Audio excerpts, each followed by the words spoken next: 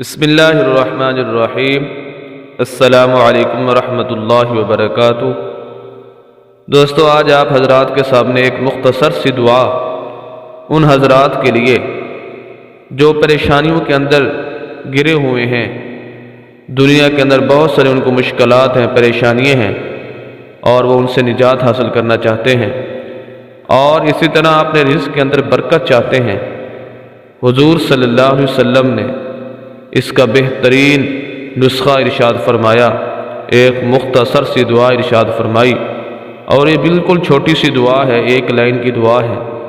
آپ بآسانی اس کو پڑھ سکتے ہیں، اس کے الفاظ بھی مشکل نہیں ہیں، بہت ہی آسان ہے، اور اس کی بہت بڑی فضیلت ہے۔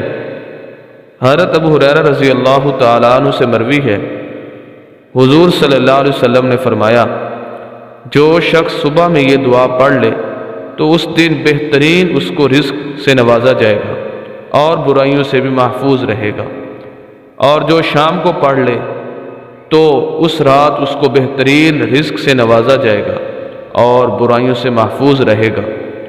دعا کون سی ہے؟ مختصر سی دعا ہے، اور یہ کنز الاعمال جلد نمبر 2 صفحہ نمبر 106 کے اندر موجود ہے۔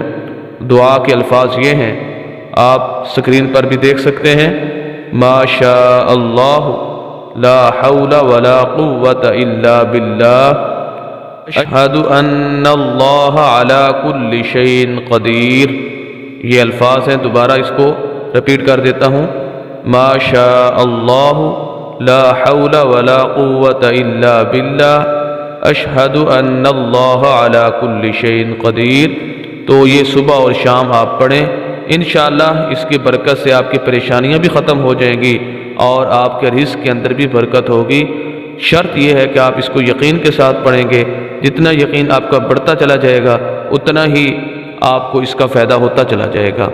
مزید اس طرح کے ویڈیوز کے لیے، مسائل کے لیے ہمارے یوٹیوب چینل حافظ شفیق کو ضرور سبسکرائب کیجئے گا، لائک اور شیئر بھی کیجئے گا۔ والسلام۔